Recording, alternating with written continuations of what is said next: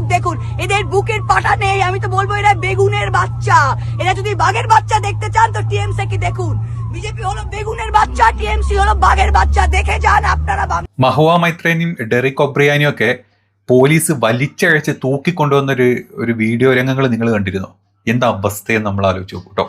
നമ്മുടെ രാജ്യം എന്ന് പറഞ്ഞിട്ടല്ലോ പണ്ടത്തെ ഈ രാജാക്കന്മാരെ ഭരണം എന്നൊക്കെ നമ്മൾ പറയൂലേ, അതായത് രാജാവിനെതിരെ ഒന്നും മിണ്ടാൻ പാടില്ല, അല്ലെ രാജാവിന് പിടിച്ചു നിൽക്കണമെങ്കിൽ രാജാവ് ആരെ എന്തും ചെയ്യാം. രാജാവിന് ഭടന്മാരെയും അല്ലെങ്കിൽ രാജാവിന്റെ പ്രജകളെയൊക്കെ തോന്നിയ പോലെ തൂക്കിയെടുത്ത് എറിയാം എന്നുള്ള അവസ്ഥയാണ് ഇപ്പം നമ്മുടെ ഇന്ത്യയിൽ ഉണ്ടായിരുന്നത്.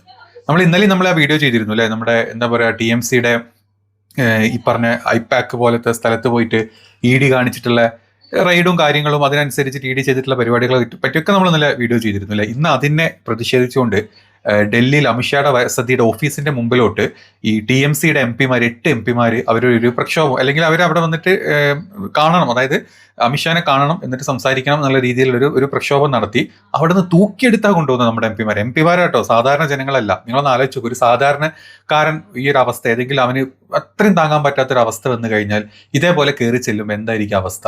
അവനൊക്കെ വെടിവെച്ച് വേണേൽ കൊല്ലും. ഏതായാലും വീഡിയോയിലോട്ട് കിടക്കാം. വീഡിയോ കിടക്കുന്നതിന് മുമ്പ് ഭയങ്കര സന്തോഷമുള്ള ഒരു കാര്യം പറഞ്ഞുതരാം. അത് ഞാൻ കഴിഞ്ഞ 2-3 വീഡിയോയിലൊക്കെ ഞാൻ പറഞ്ഞിരുന്നു അല്ലേ, സപ്പോർട്ട് ചെയ്യണം, സബ്സ്ക്രൈബ് ചെയ്യണം, ലൈക്ക് ചെയ്യണം എന്നൊക്കെ ഉള്ളത് ഞാൻ കഴിഞ്ഞ വീഡിയോയിലും പറഞ്ഞിരുന്നു. പക്ഷെ എത്ര റെസ്പോൺസ് കിട്ടുന്നതെന്നൊരു നമ്മുടെ ആ വീഡിയോക്ക് ആൾക്കാർ ഇതിനെ റെസ്പോൺസ് തന്നെ എത്ര വലുതാന്ന് മനസ്സിലായിട്ടു. നമ്മളിതിനു മുമ്പ് നമ്മൾ അങ്ങനെ പറയാറുണ്ടായിരുന്നു, പക്ഷെ പറഞ്ഞു കഴിഞ്ഞപ്പം നമ്മൾ ആ സബ്സ്ക്രിപ്ഷന്റെ കൗണ്ട് കൂടുന്നതും അതല്ലെങ്കിൽ ലൈക്കിന്റെ ഒക്കെ എണ്ണം കൂടുന്നതുണ്ടല്ലോ, ശരിക്കും ഭയങ്കര നമ്മളെ മനസ്സ് നിറഞ്ഞു പോയി. നമ്മൾ ആ വീഡിയോ ചെയ്യുമ്പോൾ ആളുകൾ കണ്ടുപോകല്ല, അതിനെ റെസ്പോണ്ട് ചെയ്യുന്നുണ്ട്, നമ്മളെ അവസ്ഥകൾ പറയുമ്പം അതിനെ റെസ്പോണ്ട് ചെയ്യുന്നുണ്ട്, കാണുമ്പോൾ കിട്ടുന്ന ഒരു സന്തോഷം ഉണ്ടല്ലോ, അത് ഭയങ്കര നമുക്ക് വീഡിയോ ചെയ്യാനും നമുക്ക് സംസാരിക്കാനൊക്കെ ഉള്ള ഒരു വല്ലാത്തൊരു ഊർജ്ജം കിട്ടുന്ന തരത്തിലുള്ള റെസ്പോൺസ് കണ്ടു. ഒരുപാട് സന്തോഷം. സബ്സ്ക്രൈബ് ചെയ്തവർക്കും ഇനി ചെയ്യാനുള്ളവർക്കും എല്ലാവരോടും പറയുന്നത്. അപ്പം ഇന്ന് രാവിലെ അമിത്ഷായുടെ ഇതിന്റെ ഓഫീസിന്റെ മുമ്പിൽ കണ്ടതായിരുന്നു ഈ കാണുന്ന രംഗങ്ങളൊക്കെ ആയിരുന്നു. അതിൽ ടിഎംസി എംപിമാർക്കെതിരെയുള്ള പോലീസിന്റെ നടപടിനെ പറ്റി നമ്മൾ ഈ പറയുന്നത്. ഡൽഹിയിലെ ആഭ്യന്തര മന്ത്രാലയത്തിന് മുമ്പിൽ പ്രതിഷേധിച്ച തൃണമൂൽ എംപിമാരെ പോലീസ് ബലം പ്രയോഗിച്ച് നീക്കം ചെയ്യുന്ന രീതി കേട്ടോ, എത്ര ലജ്ജാവഹമായിട്ടുള്ള കാര്യമാണ്, അല്ലെ പരിഹാസമായിട്ടുള്ള കാര്യമാണെന്ന് നിങ്ങളൊന്ന് ചിന്തിച്ചു നോക്കണം. লোকতান্ত্রিক অধিকার আমরা ওখানে বসে কালকে রেডের প্রোটেস্ট করছিলাম। এরা দিল্লি পুলিশকে এনে আমাদের টেনে হিচড়ে কিভাবে বাসে করে অ্যারেস্ট করে নিয়ে যাচ্ছে। সারা বাংলার লোক, সারা ভারতবর্ষের লোক দেখুন, এদের বুকের পাটা নেই। আমি তো বলবো এরা বেগুনের বাচ্চা। এরা যদি বাঘের বাচ্চা দেখতে চান তো টিএমসি কি দেখুন। বিজেপি হলো বেগুনের বাচ্চা, টিএমসি হলো বাঘের বাচ্চা। দেখে যান আপনারা বাংলার লোক। মমতা বন্দ্যোপাধ্যায় বাঘিনী, മമതാ বন্দ্যোপাধ্যায় অগ্নিকন্যা। നാളെ നമ്മുടെ കേരളത്തിലെടുത്തോ, നമ്മുടെ കേരളം ഭരിക്കുന്ന സി പി എമ്മിന്റെ ഒരു കൺസൾട്ടൻസി, അതായത് ഇലക്ഷൻ കൺസൾട്ടൻസി എല്ലാവർക്കും ഉണ്ട്. എല്ലാ പാർട്ടിക്കും ഇലക്ഷൻ കൺസൾട്ടൻസി ഉണ്ടാവും, ചില കമ്പനികളുണ്ടാവും. അങ്ങനെ ഒരു കമ്പനിയിലായിരിക്കും എങ്ങനെയാണ് നമ്മൾ ആക്ട് ചെയ്യാൻ പോകുന്നത്, നമ്മൾ ഓരോ മണ്ഡലത്തിൽ ആരൊക്കെയാണ് നമ്മൾ നിർത്താൻ പോകുന്നത്, അവരുടെ ഗുണങ്ങൾ എന്താണ്, മോശപ്പെട്ട കാര്യങ്ങളാണ്, അതെങ്ങനെ ടാക്കിൾ ചെയ്യണം, എങ്ങനെ ഈ കാര്യങ്ങൾ ആൾക്കാരുടെ അടുത്തോട്ട് എത്തിക്കണം, ഒരുപാട് കാര്യങ്ങൾ ഡിസ്കസ് ചെയ്യുന്ന ഈ കൺസൾട്ടൻസി ഓഫീസുകളൊക്കെ ഉണ്ടാവും. അതൊക്കെ തെരഞ്ഞെടുപ്പ് ഓഫീസുകളുണ്ട്. അങ്ങനത്തെ ഒരു സ്ഥലത്തോട്ട് നാളെ ഇ ഡി വന്ന് കയറുമ്പോൾ എന്നിട്ട് ഈ CPM പാർട്ടിയുടെ കംപ്ലീറ്റ് ആ ഒരു തെരഞ്ഞെടുപ്പ് അജണ്ടകൾ എടുത്തു കൊണ്ടുപോകാൻ നോക്കുമ്പോൾ നമ്മുടെ നാട്ടിലെ ആളുകൾ വെറുതെ നിൽക്കും. നമ്മുടെ നാട്ടിലെ മാർക്സിസ്റ്റുകാർ, നമ്മുടെ നാട്ടിലെ ഈ പറഞ്ഞ കമ്മ്യൂണിസ്റ്റുകാർ വെറുതെ നിൽക്കുമോ? ഇറങ്ങില്ലേ? തിരിച്ച് കോൺഗ്രസ് ആണെങ്കിൽ ഇറങ്ങില്ലേ? ഇറങ്ങും. അത്തോതിൽ നമ്മുടെ നാട്ടിൽ ഒരു തെരഞ്ഞെടുപ്പിനെ അട്ടിമറിക്കാൻ ഈഡിനെ പോലത്തെ ഒരു കേന്ദ്ര ഏജൻസിനെ വെച്ചിട്ട് ഇമ്മാതിരി ചെറ്റത്തരം കാണിക്കുന്ന ചെറ്റകളാണോ നാട് ഭരിക്കുന്നത്? ആണോ? നിങ്ങളും ചിന്തിച്ചു നോക്കാം അല്ലേ? അത് ആ അവസ്ഥയിൽ ഇപ്പം കണ്ടുകൊണ്ടിരിക്കുന്നത്. ഈ കേസ് എപ്പോഴാണോ ഈ പറഞ്ഞ കൽക്കരി വിവാദ കേസ്, ഈ കമ്പനിക്കെതിരെ വന്ന കേസ് നമ്മൾ 2020 രജിസ്റ്റർ ചെയ്തിട്ടുള്ള കേസാട്ടോ. അതിന് ഈ സമയത്ത് തന്നെ അവിടെ ചെന്നിട്ട് ഈ പരിപാടി കാണിക്കണമെങ്കിൽ നിങ്ങളൊന്ന് ആലോചിച്ച് നോക്ക്. അതിന്റെ ഉദ്ദേശം വേറൊന്നുമല്ല, അത് പച്ചക്ക് എല്ലാവർക്കും അറിയാം. അതിന്റെ ഉദ്ദേശം ഇത് തന്നെയാണ്. ഈ പറഞ്ഞ കാര്യങ്ങൾ എടുക്കണം, അതിനനുസരിച്ചിട്ട് വേണം, അതിലെ കാര്യങ്ങൾ നോക്കിയിട്ട് വേണം BJPക്ക് അവിടെ സ്ഥാനാർത്ഥികൾ നിർത്താനേ, അല്ല BJPക്ക് അവരുടെ കാര്യങ്ങൾ ഡെവലപ്പ് ചെയ്യാനനുസരിച്ചിട്ട് വേണം. ഏതായാലും വോട്ട് കക്കും, വോട്ട് കുത്തിക്കയറ്റും, വോട്ട് വെട്ടിക്കളയും.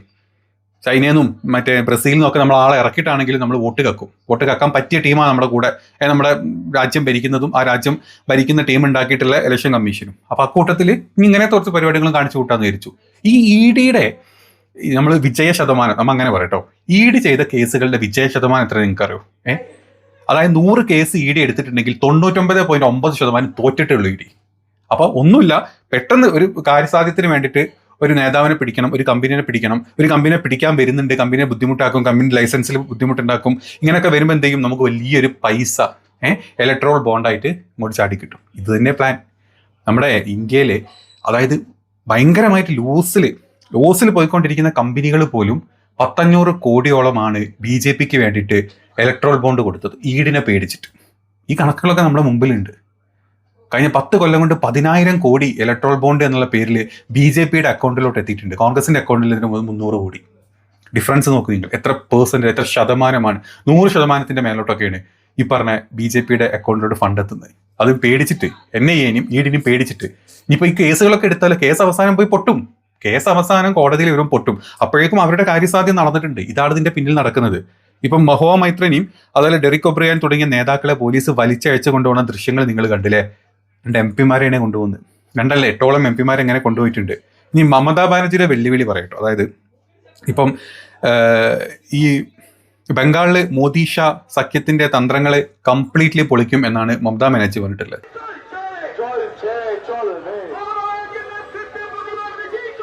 তৃণমূল কংগ্রেসের চেয়ারম্যান করেছি এবং যা করেছি আমি কোনো অন্যায় করিনি।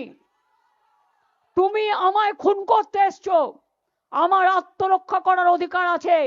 চোরের মতো কেন এসছো? তুমি চুরি করে সব মানুষে നിങ്ങൾ മോദി ഷാ ഈ ഡബിൾ എഞ്ചിൻ ഗുജറാത്തി സർക്കാരിനെ കൊണ്ട് ഇന്ത്യ മൊത്തം അങ്ങ് വിറ്റ് ഒഴിവാക്കിക്കൊണ്ടിരിക്കുകയാണ്. കൂട്ടത്തിൽ കുറച്ച് സംഘികളുടെ വോട്ടും അല്ലെങ്കിൽ കുറച്ച് സംഘികളുടെ കീ ജയും ശ്രീരാമന്റെ ജയും കൂടെ കിട്ടി മാത്രം ഭരിക്കുന്ന രാജ്യമാണ് അല്ലെങ്കിൽ ഇന്ത്യ എന്ന് പറയുന്നത്. അതിന് പറ്റിയ മോദി ഷായുടെ ഈ ഒരു സഖ്യത്തിന്റെ തന്ത്രങ്ങൾ ബംഗാളിൽ ചുരുട്ടി എറിയും എന്നുള്ള ഒരു കോൺഫിഡൻസിലാണ് മമത നിൽക്കുന്നത്. പക്ഷേ ഇവന്മാർ ഇങ്ങനത്തെ എല്ലാ ചെറ്റ കളികളും കളിക്കുന്നത് കൊണ്ട് തന്നെ എത്രത്തോളം അവിടെ ജയിച്ചു വരുമെന്ന് കണ്ടു പറയാൻ പറ്റില്ല. കാരണം ജയിക്കുന്ന ഉറപ്പിച്ച സ്ഥലങ്ങളിൽ കോൺഗ്രസ് മുന്നിട്ട് ലീഡ് ചെയ്ത് തുടങ്ങിയ സ്ഥലങ്ങളിൽ അല്ലെങ്കിൽ തപാല് പൊട്ടിക്കുന്ന സമയത്ത്, അതായത് മറ്റേ മെഷീൻ എണ്ണി തുടങ്ങുന്നതിന് മുമ്പുള്ള വോട്ടിംഗ് എണ്ണത്തിൽ എല്ലായിടത്തും കോൺഗ്രസ് മുമ്പിട്ട് നമ്മൾ കണ്ടു. ഹരിയാനയിൽ നമ്മൾ കണ്ടു, ബീഹാറിൽ നമ്മൾ കണ്ടു, പിന്നെ അത് കംപ്ലീറ്റ്ലി തകിടം മറിയുന്നത് നമ്മൾ കണ്ടു. അപ്പം എത്രത്തോളം ഇവിടെ ജയിക്കാൻ പറ്റും എന്ന് പറയാൻ പറ്റില്ല. ഏതാണെങ്കിലും ഇങ്ങനെയാണ് അവിടുത്തെ അവസ്ഥ. അതിന്റെ ഭാഗമായിട്ടാണ് ഇന്നത്തെ ഈ ഒരു കാര്യങ്ങളും. ഇതിന്റെ ഭാഗമായിട്ട് ബംഗാളിൽ ഭയങ്കര പ്രക്ഷോഭങ്ങളും കാര്യങ്ങളൊക്കെ ഉണ്ട്. ഈ ED-യിലുള്ള വിശ്വാസ്യത എന്ന് പറഞ്ഞാൽ 0 ആയി മാറി. 2014 മുമ്പൊക്കെ ED അല്ലെങ്കിൽ NIA പോലത്തെ നാഷണൽ ഏജൻസീസ് എന്നൊക്കെ പറഞ്ഞു കഴിഞ്ഞാൽ അവർ കിട്ടുന്ന കേസുകളൊക്കെ പെർഫെക്റ്റ് ആയിരിക്കും. വെറുതെ പോയിട്ട് കേസ് ഇട്ടില്ല. CBI ഒക്കെ വരുന്ന സമയത്ത് കേസ് കൊടുത്തു കഴിഞ്ഞാൽ അതിനുള്ള കറക്റ്റ് എന്താണോ അത് ആരോപിക്കപ്പെട്ടിട്ടുള്ള അത് കറക്റ്റ് കണ്ടുപിടിക്കുന്നു. ഇപ്പം അതല്ല. ഇപ്പൊ BJPയുടെ അക്കൗണ്ടിലോട്ട് പൈസ ഇടാൻ വേണ്ടിയിട്ടും BJPയുടെ അക്കൗണ്ടിലോട്ട് അല്ലെങ്കിൽ BJPയുടെ പാർട്ടിയുടെ സ്ഥാനത്തോട്ട് ഇപ്പുറത്തുനിന്ന് ആൾക്കാരെ നേതാക്കന്മാരെ ചാടിക്കാൻ വേണ്ടിയിട്ടും പിന്നെ ഇവരുടെ കമ്പനിക്കാരെ പൂട്ടിക്കാൻ വേണ്ടിയിട്ടും ഇങ്ങനത്തെ ചെറ്റ പരിപാടികൾക്ക് ഈ ചെറ്റ പാർട്ടി എടുക്കുന്ന വെറും ചെറ്റ ഒരു ഏജൻസി മാത്രമായി പോയി നമ്മൾ ഈ കണ്ടുകൊണ്ടിരിക്കുന്നത്. ED-യുടെ വിശ്വാസ്യതയെ പറ്റി നമ്മൾ പറഞ്ഞു. ഇപ്പൊ ഈ ഒരു ഏജൻസിയുടെ ദുരുപയോഗത്തിനെ പറ്റി നമ്മൾ സംസാരിച്ചു കഴിഞ്ഞാൽ നിങ്ങൾ കണ്ടിട്ടുണ്ട് ഹേമന്ത് സോറന്റെ, സുരേന്ദ്ര പൻവാലിന്റെ ഒക്കെ കേസുകൾ അവസാനം എന്തായി, എവിടെ എത്താണ്ട് പോയിട്ടുണ്ട്.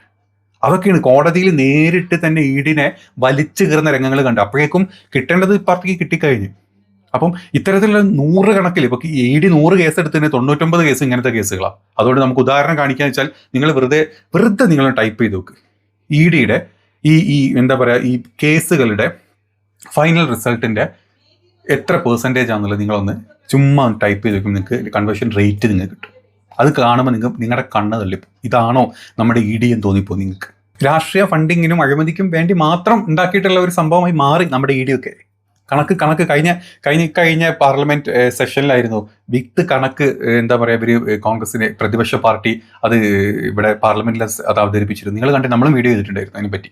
കംപ്ലീറ്റ് കണക്ക് എത്ര എമൗണ്ടുകൾ എവിടെ നിന്നൊക്കെ വന്നു എന്നുള്ള കംപ്ലീറ്റ് കണക്ക്. ഈ പൈസ വെച്ചിട്ടാണ് പറഞ്ഞ പരിപാടി മൊത്തം ഉമ്മാര് കാണിക്കുന്നത്. ഈ പറഞ്ഞ ഏജൻസികളെ വിലക്കെടുക്കുന്നത്, ഈ പറഞ്ഞ നമ്മുടെ നാട്ടിലെ സകല കേന്ദ്ര ഏജൻസിനെയും വിലക്കെടുത്തിട്ട് അവർക്ക് തോന്നിയ പോലെ ചാടിക്കളിപ്പിക്കുന്നത്, കൊരങ്ങന്മാർ ചാടുന്ന പോലെ ചാടിക്കളിപ്പിക്കുന്നത്.